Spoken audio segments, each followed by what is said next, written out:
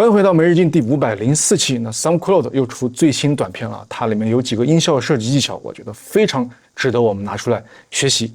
我把其中一段呢也做了一个音效的复刻，可以先看一下。The entire point of life.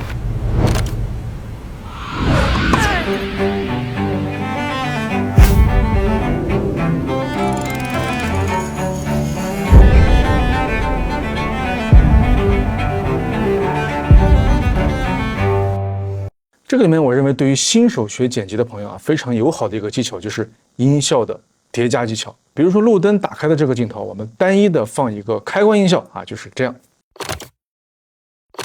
那如果我们底下要叠加一个厚重的 whoosh 在下面，那么这个质感一下子就不一样了。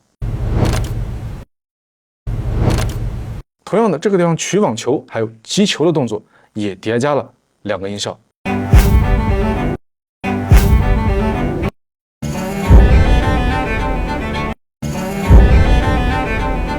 叠加的音效呢，能够把动作的力量感拉满。今天视频所有的音效呢，都来自于我的秋实中文分类的全能音效库这部分详细的音效设计呢，也可以关注我的音效剪辑课程，从零开始学剪辑，就从音效设计开始。